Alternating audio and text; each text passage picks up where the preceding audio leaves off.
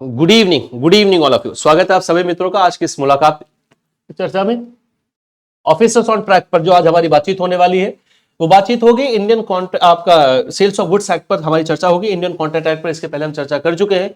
Indian contract act में सारे special contract हमने पढ़े और गुरु वो जरूर पढ़ लेना क्योंकि उससे सवाल पूछे जाता है। अगर आप पिछले साल के पेपर्स को उठा के देखेंगे तो आपको जो स्पेशल कॉन्ट्रैक्ट है उनमें लगभग सारे कॉन्ट्रैक्ट से सवाल पूछा गया है। इसलिए स्पेशल कॉन्ट्रैक्ट चाहे वो इंडेमनिटी हो, गारंटी हो, बेलमेंट हो, प्लेज हो या एजेंसी हो, सारे के सारे आपको पढ़ लेने। इंडियन कॉन्ट्रैक्ट एक्ट के बाद जो मामला शुरू होता है वो होता है सेल्स ऑफ गुड्स एक्ट का। 1930 का ये अधिनियम है, उस पर ये सारी बात हम लोग पढ़ने वाले हैं। आज जो हम पढ़ेंगे वो देखेंगे सेल्स ऑफ गुड्स एक्ट के अंतर्गत या सेल जो कॉन्ट्रैक्ट ऑफ सेल होता है या सेल का जो कॉन्ट्रैक्ट होता है उसका क्या मतलब होता है और उसमें क्या क्या चीजें एसेंशियल्स हैं, इस पर हमारी बातचीत होगी। और साथ ही साथ अनपेड सेलर क्या होता है। अनपेड सेलर से लास्ट वाले एग्जामिनेशन में एक क्वेश्चन पूछा गया था, तो ये जो मुद्दा है वो आज आपके साथ कवर होने वाला है। ऑफिसर्स ऑन ट्रैक ये सीरीज आपके साथ शुरू इस उद्देश्य के साथ किया गया है ताकि आप पूरा का पूरा सिलेबस कवर कर सके। पूरे के पूरे सिलेबस में जो भी इंपॉर्टेंट कॉन्सेप्ट हैं वो ठीक तरीके से तैयार कर सके। वजह इसके पीछे यह है कि पिछले साल 2025 में दोनों ही साइकिल में, जून वाली साइकिल में, दिसंबर वाली साइकिल में, दोनों ही साइकिल में जो भी क्वेश्चंस पूछे गए वो ज्यादा कॉन्सेप्चुअल थे, लेंदी थे, ट्रिकी ऑप्शंस के साथ थे और ऐसे क्वेश्चन तब तक सॉल्व नहीं हो पाते जब तक आपका पूरा कॉन्सेप्ट क्लियर नहीं है।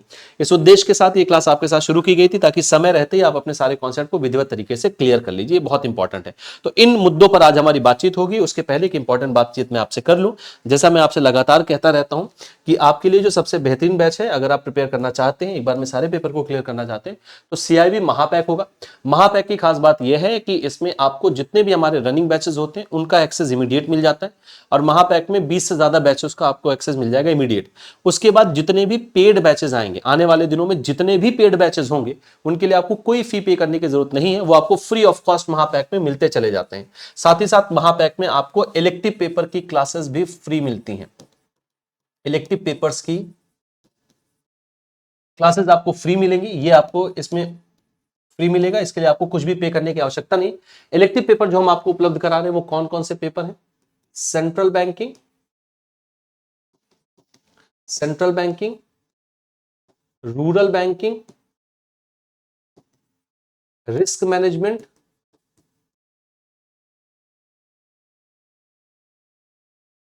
और ह्यूमन रिसोर्स मैनेजमेंट, एचआरएम।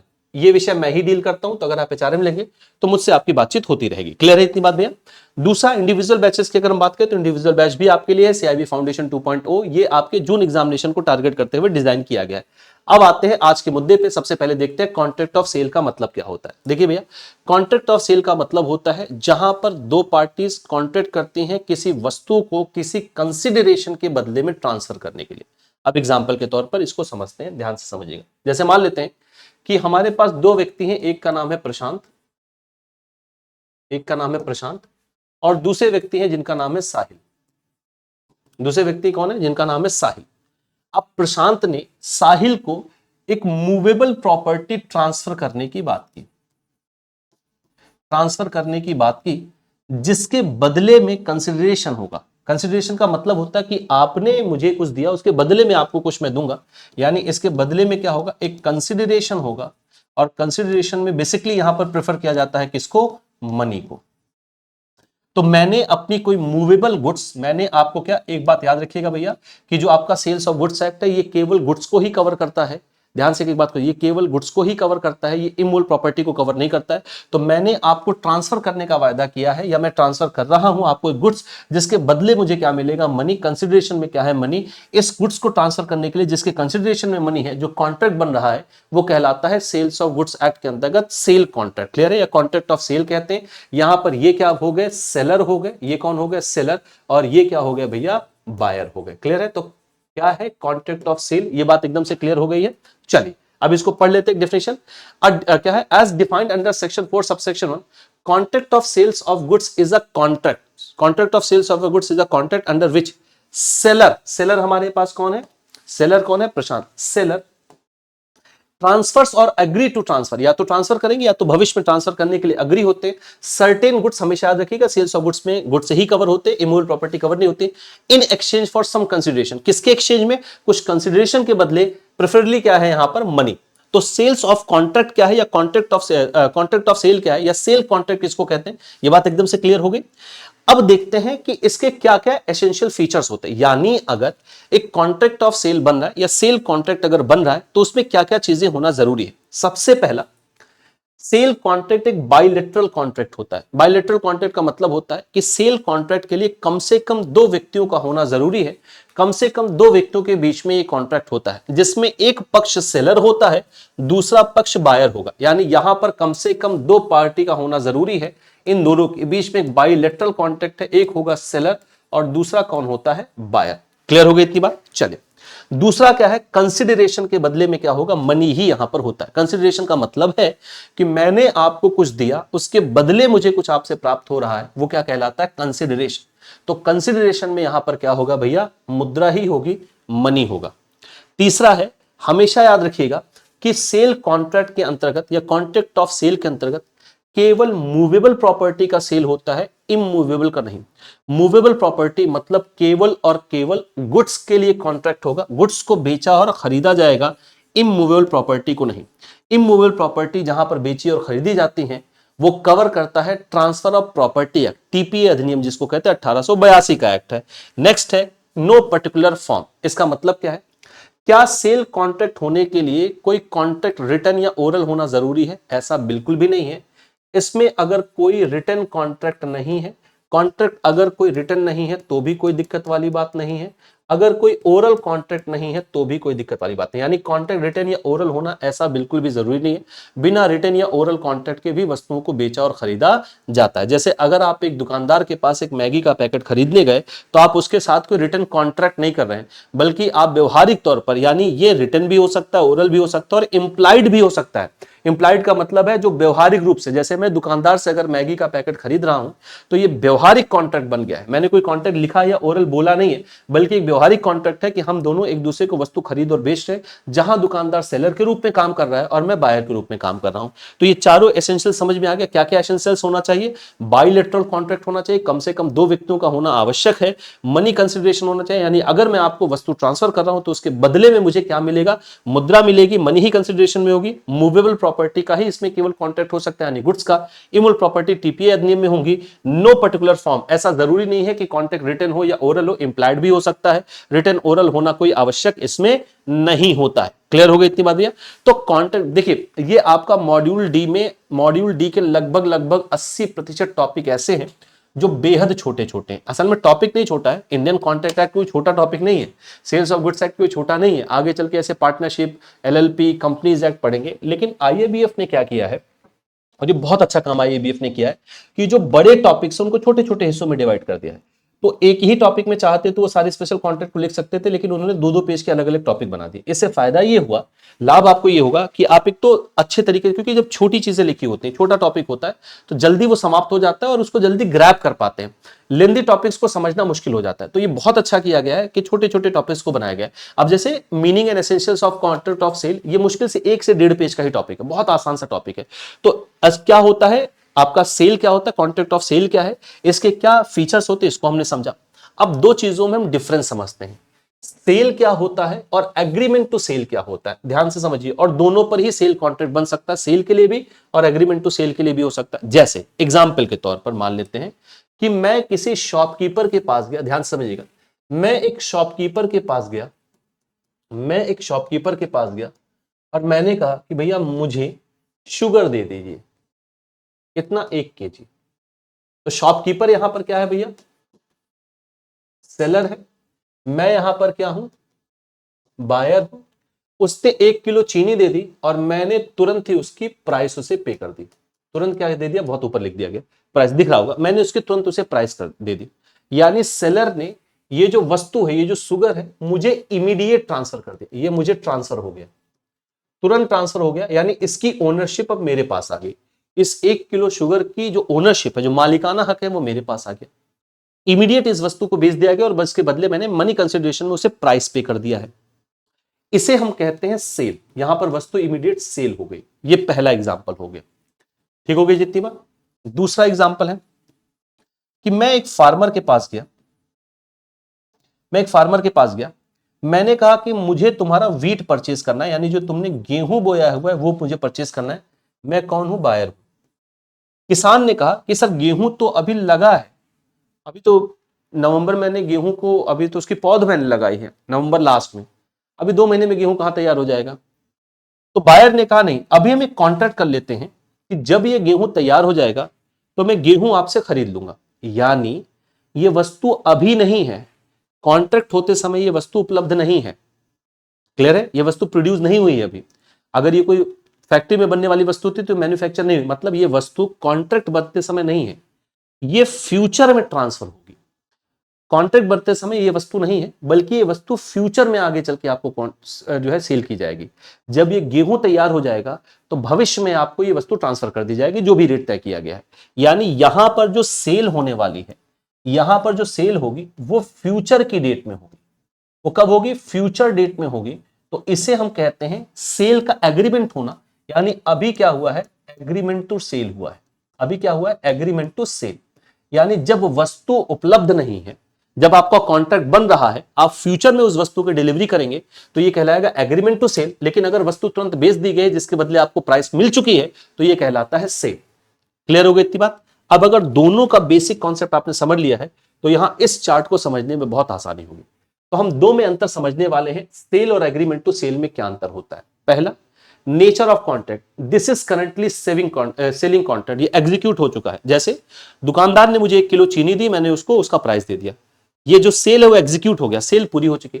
जबकि ये अभी एग्जीक्यूट होगा, this is the agreement to sell the goods in future. Executory है, अभी एग्जीक्यूट नहीं हुआ, भविष्य में एग्जीक्यूट होगा। ट्रांसफर ऑफ ओनरशिप, सेल में आपको ओनरशिप तुरंत मिल गई। अगर सेल कॉन्ट्रैक्ट हुआ तो ओनरशिप आपको तुरंत ट्रांसफर हो गई क्योंकि आपने प्राइस पूरा पे कर दिया। जबकि यहां पर ओनरशिप आपको फ्यूचर में ट्रांसफर होगी, जब वो वस्तु आपको दी जाएगी तब आपको ओनरशिप ट्रांसफर होगी। तो क्या ownership of the goods is transfer at the time of contract, जिस समय कॉन्ट्रैक्ट हुआ उसी समय आपको गुड्स दे दी गई। जबकि ownership of the goods will be transferred in future in certain circumstances. Certain circumstances का मतलब भैया ये वस्तु उत्पादित होगी, मैं दूंगा, उसके बदले आप मुझे प्राइस दोगे, तो ये वस्तु की ओनरशिप आपको ट्रांसफर होगी। अब ट्रांसफर ऑफ रिस्क, इस वस्तु पर जो भी रिस्क है वो कब ट्रांसफर होगा? भाई सेल में जब वस्तु आपको तुरंत ट्रांसफर कर दी गई तो रिस्क भी तुरंत ट्रांसफर हो गया। यानी इसमें जो भी रिस्क होगा वो बायर का होगा, क्योंकि उसने पैसा दे दिया, वस्तु उसने खरीद ली। लेकिन यहां पर आपको ओनरशिप बाद में ट्रांसफर हो रही है तो रिस्क भी आपको बाद में ट्रांसफर होगा। जब तक वस्तु ट्रांसफर नहीं हो जाती है तब तक सेलर का ही रिस्क है। भाई अगर गेहूं फसल खराब हो गई, बाढ़ आ गई, कुछ और हो गया, पाला पड़ गया, कुछ और हो गया, तो रिस्क बायर थोड़ी लेगा, क्योंकि वस्तु तो उसे ट्रांसफर नहीं हुई है। तो रिस्क यहां पर कौन बियर करेगा? यहां पर रिस्क सेलर बियर करेगा, जबकि यहां पर रिस्क बायर बियर करेगा, क्योंकि उसको ओनरशिप मिल गई है। When goods are sold, the risk of the goods shift with ownership to the buyer. जब रिस्क बेची जाती है तो ओनरशिप के साथ साथ रिस्क भी बायर को ट्रांसफर हो जाता है, जबकि ownership lies with the seller, अभी ओनरशिप सेलर के साथ पास ही है। Risk remains on the seller not to the buyer, तो रिस्क जो है वो सेलर के पार्ट पर होगा, ना कि बायर के पार्ट पर होगा। राइट अगेंस्ट ईच अदर, अब इन दोनों में राइट क्या होता है? बायर का सेलर के और सेलर का बायर के प्रति क्या राइट होता है?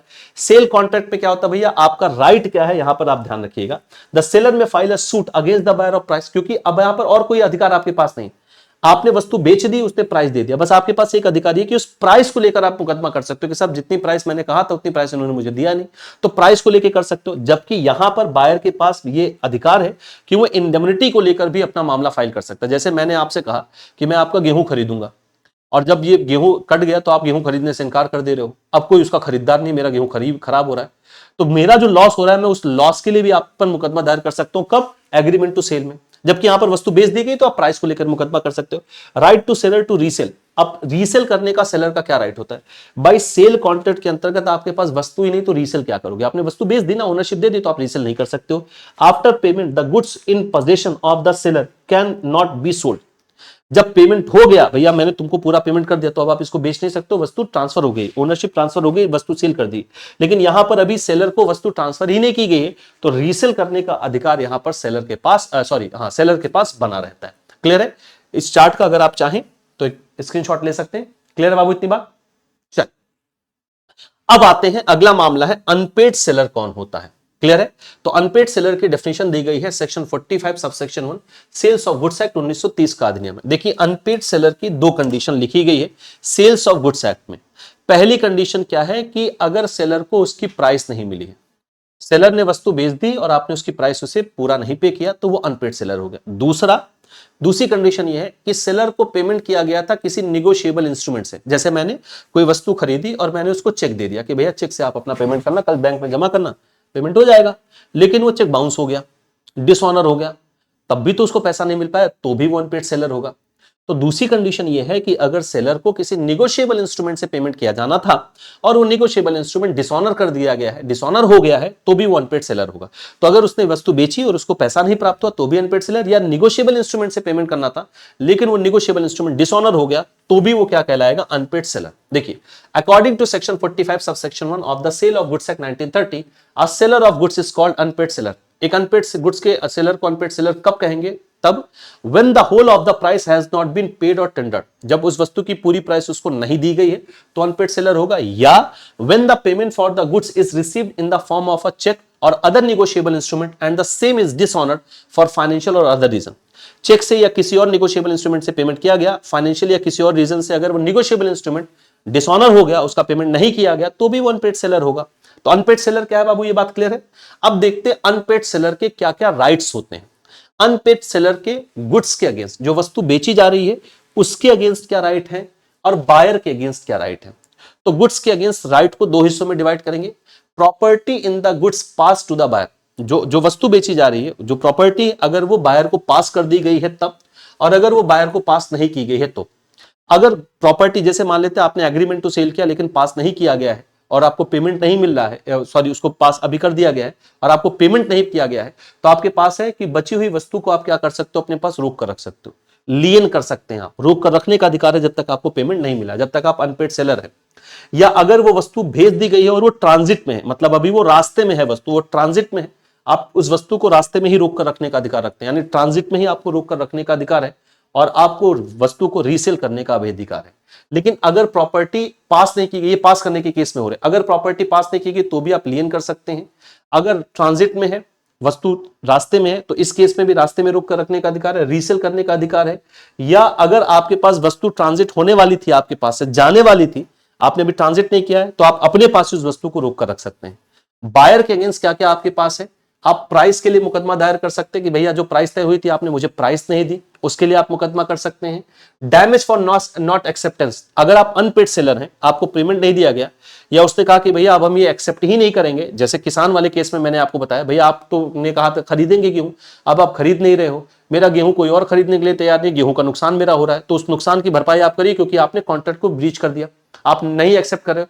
तो ना एक्सेप्ट करने की वजह से मुझे जो डैमेज हो रहा है तब भी तो मैं अनपेड सेलर हूं, क्योंकि अगर आप एक्सेप्ट नहीं करो तो मुझे पेमेंट नहीं मिला, मैं अनपेड सेलर हूं। तो ना एक्सेप्ट करने की वजह से जो डैमेज हुआ है वो आप मुझे पे करेंगे। अगला है डैमेज फॉर रेपुडिएशन। रेपुडिएशन का मतलब होता है किसी कॉन्ट्रैक्ट या किसी चीज को खत्म कर देना, रद्द कर देना, वापस ले लेना, रद्द कर देना उसको। तो अगर आपने कॉन्ट्रैक्ट को रद्द किया और उसमें अगर बायर को, सेलर को कोई नुकसान हुआ है तो उस केस में भी वो आपसे मुकदमा दायर कर सकता है। और सूट फॉर इंटरेस्ट, अगर प्राइस के साथ साथ ये भी तय हुआ था कि आप कुछ ब्याज प्रोवाइड करोगे, या मान लेते हैं कि आपने कहा था कि हम अगर हम पेमेंट नहीं करते हैं, पेमेंट को डिले करते हैं, तो उस केस में हम आपको ब्याज देंगे, और अगर वो ब्याज नहीं दे रहा है तो उस केस में भी आप उस पर मुकदमा कर सकते हैं। ठीक हो गई जितनी बात। तो ये अनपेड सेलर के राइट्स हैं बायर के अगेंस्ट और जो गुड्स है उसके अगेंस्ट। तो आज के लिए फिर इतनी ही चर्चा रखते हैं, वो छोटा सा ही टॉपिक था। आज हमारी जो बातचीत हुई है दोस्तों, वो बातचीत हुई है कि अनपेड, सबसे पहले हम लोगों ने सेल कॉन्ट्रैक्ट क्या होता है इस पर बातचीत की, क्या एसेंशियल्स हैं, बायलैटरल कॉन्ट्रैक्ट होना चाहिए, कंसिडरेशन में मनी होना चाहिए, केवल मूवेबल प्रॉपर्टी का होगा, गुड्स का ही केवल होगा, इमोल प्रॉपर्टीज का ट्रांजैक्शन यहां पर नहीं हो सकता, और कोई ऐसा रिटेन या ओरल कॉन्ट्रैक्ट होना इसमें आवश्यक नहीं है।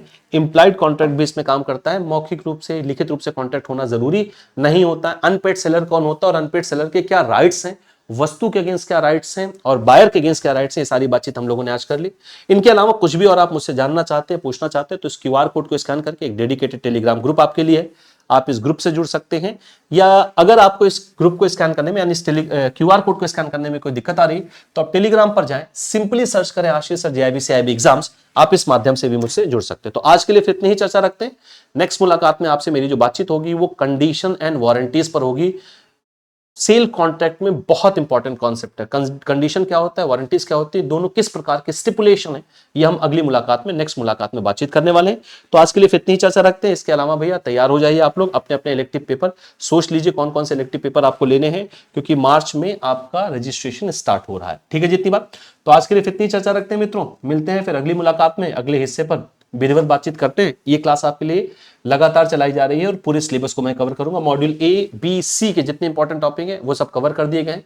आप इस चैनल के लाइव सेक्शन, और अगर लाइव सेक्शन में वो क्लास नहीं दिख रही तो वीडियो सेक्शन में आपके जाके देख सकते हैं। सारी क्लास कवर कर लीजिए, सारे कॉन्सेप्ट आपके क्लियर हो जाएंगे। तो आज के लिए फिर इतनी चर्चा रखते हैं। बहुत बहुत धन्यवाद। Thanks a lot.